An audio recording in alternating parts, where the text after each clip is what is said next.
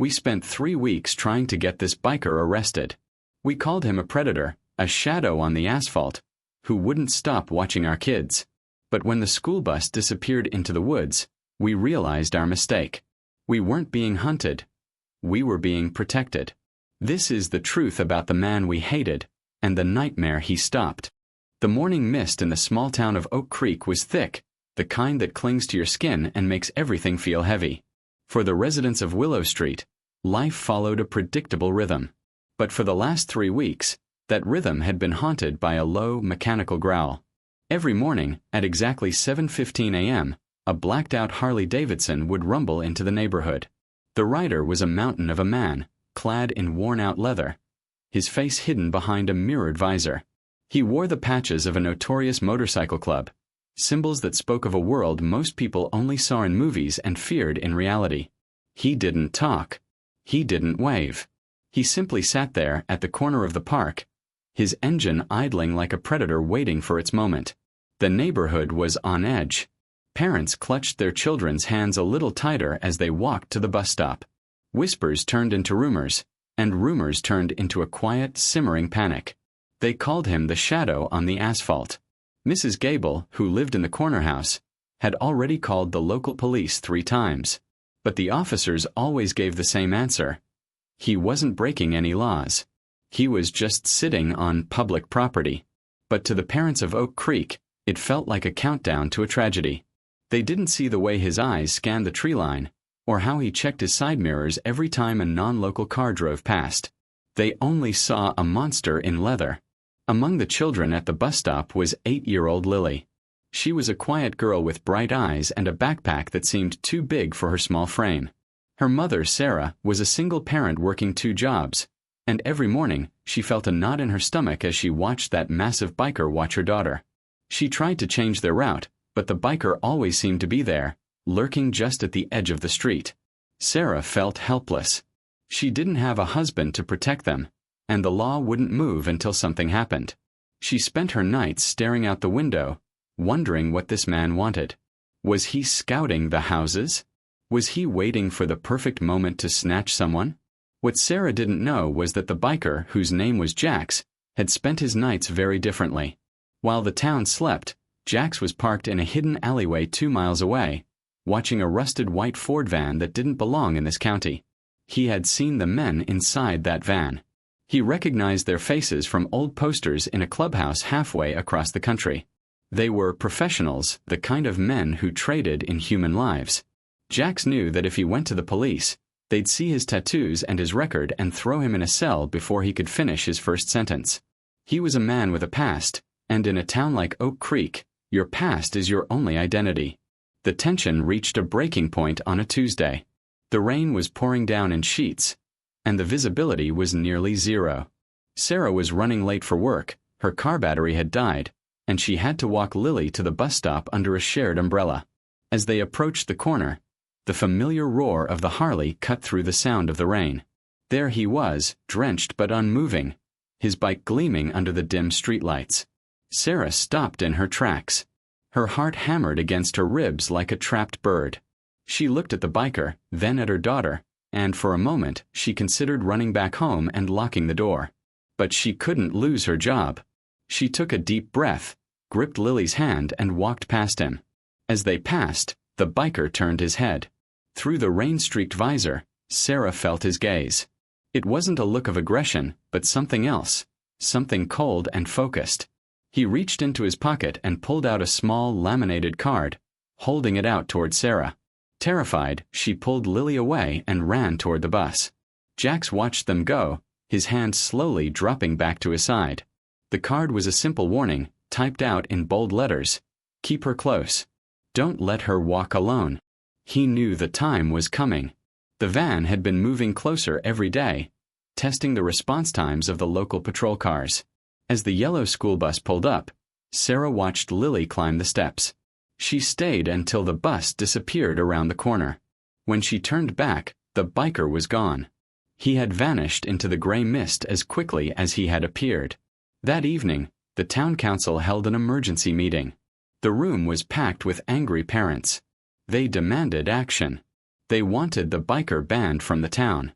They wanted a police escort for the school bus. The fear had turned into a frenzy. Everyone had a theory, each one darker than the last. The chief of police tried to calm them, but the people were hysterical. "He's a predator," one father screamed. "He's waiting for the right moment." While the town shouted, Jax was miles away, deep in the woods. He had found the blind spot, a stretch of road where the highway dipped between two hills and the cell service dropped to zero. He found fresh tire tracks in the mud, the exact width of the Ford van. He knew this was where they would do it. He spent the night in the mud, camouflaging his bike with branches, waiting. He didn't have a gun. He only had his father's old heavy-duty wrench and a lifetime of knowing how to survive a fight. He was tired. His old injuries from his days in the service were aching in the damp cold. But he didn't move. He owed this to the world.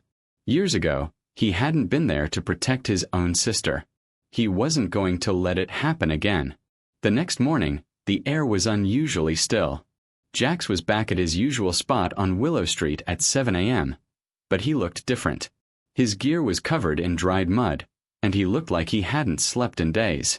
Sarah dropped Lily off, and instead of heading to the train station, she hid behind a large oak tree, determined to see what happened next. The bus arrived, Lily got on, and the bus began its journey toward the elementary school 3 miles away. To Sarah's horror, Jax didn't just sit there. He kicked his kickstand up, roared his engine, and began to follow the bus at a high speed. Sarah's heart stopped. This was it. The nightmare was starting. She ran to her neighbor's house, screaming for them to call the police. Within minutes, 2 squad cars were racing down the highway, sirens blaring. They spotted the biker about a mile behind the bus. They surged forward, cutting him off and forcing him to the shoulder of the road. Officers jumped out with their weapons drawn, shouting for the rider to get off the bike. The biker didn't resist. He slowly put the kickstand down, raised his hands, and removed his helmet. For the first time, the town saw his face. He was older than they expected, with deep scars running across his jaw and eyes that looked like they had seen the end of the world. "Search him," the lead officer barked. They found nothing but the wrench and a cell phone. "Why are you following that bus?" the officer demanded, his voice trembling with adrenaline. The biker didn't answer. He just looked toward the woods, his face pale. "Check the bus," the biker finally said, his voice a low, gravelly rasp. "You're wasting time on me." The van took the shortcut through the old mill road. "Check the bus." The officers were confused, but a radio call suddenly came through from the school. The bus had never arrived. It was 15 minutes late, and the driver wasn't answering the radio. Panic erupted. The police left Jax handcuffed on the side of the road with a junior officer and raced toward the back roads. About 2 miles into the wooded stretch of the highway, they found the bus. It had been run off the road into a ditch. The driver was unconscious, slumped over the steering wheel after being hit with a blunt object. But the children were gone. The back door was wide open, and the muddy ground was covered in footprints leading toward a clearing where the white van had been waiting. The officers called for backup, K-9 units and helicopters, but the forest was dense and the trail was going cold. Back on the shoulder of the highway, Jax sat on the ground. He looked at the young officer guarding him. "Kid, if you don't let me go, those kids are gone," Jax said quietly. "I know where that van is going. There's an old hunting cabin 3 miles north. It's the only place with a basement deep enough to hide a group. Your sirens warned them. They aren't going to the highway now. They're going to ground." The officer looked at Jax, then at the radio. He heard the chaos of his superiors failing to find a trail. He looked at the scars on Jax's face and saw something he didn't expect: genuine, agonizing fear for those children. The young officer took a risk that would later cost him his badge. He unlocked the cuffs. "If you're lying, I'm dead," the officer said. Jax didn't respond. He just grabbed his helmet, jumped on his bike, and rode into the woods, ignoring the road entirely. Jax rode like a man possessed, jumping logs and skidding through mud that would have stalled any other vehicle. He reached the cabin just as the 2 men were moving the children from the van into the cellar. He didn't wait for backup. He drove the Harley straight through the front porch railing, the sound of the crashing wood and the roaring engine blinding the kidnappers with confusion. Jax was off the bike before it even stopped sliding. He was a whirlwind of leather and fury. He took the first man down with a single blow. The second man pulled a knife, but Jax didn't flinch. He took a slash to the arm just to get close enough to put the man into a sleeper hold. By the time the police helicopters spotted the heat signatures of the bike, Jax was sitting on the porch steps, his arm bleeding heavily, with the two kidnappers tied up with their own zip ties. The children were gathered around him. Lily was sitting right next to him, holding onto the sleeve of his leather jacket. She wasn't crying anymore.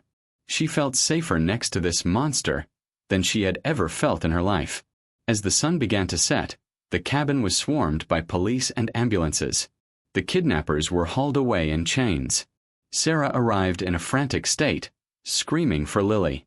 She found her daughter, and after a long, tearful embrace, Lily pointed to Jax, who was being treated by a paramedic nearby. Sarah walked up to him. She looked at the man she had spent weeks hating and fearing. She looked at the blood on his jacket and the exhaustion in his eyes. She realized that while the entire neighborhood was tucked away in their safe homes, judging him, he was the only one who had truly been awake. He was the only one who had seen the danger coming. She reached out and took his hand. "I'm so sorry," she whispered. "We were all so wrong about you." Jax looked up at her, a faint, tired smile breaking through his rugged exterior. "People usually are," he said simply. He refused to go to the hospital. He waited until every child was accounted for. Then he stood up, thanked the young officer who had uncuffed him, and climbed back onto his dented, mud-caked Harley. The next morning at 7:15 a.m., the corner of Willow Street was empty. The silence was deafening. The residents of Oak Creek went back to their lives, but the atmosphere had shifted. The fear was gone, replaced by a profound sense of shame. They realized that heroes don't always look like the ones in the storybooks. Sometimes they come with loud engines and scarred faces. Lily often looked at that corner on her way to the bus, hoping to see the black bike again. She never did. But whenever she heard the distant roar of an engine on the highway, she knew she wasn't alone. The angels of the asphalt were still out there, riding in the shadows, making sure the monsters stayed away.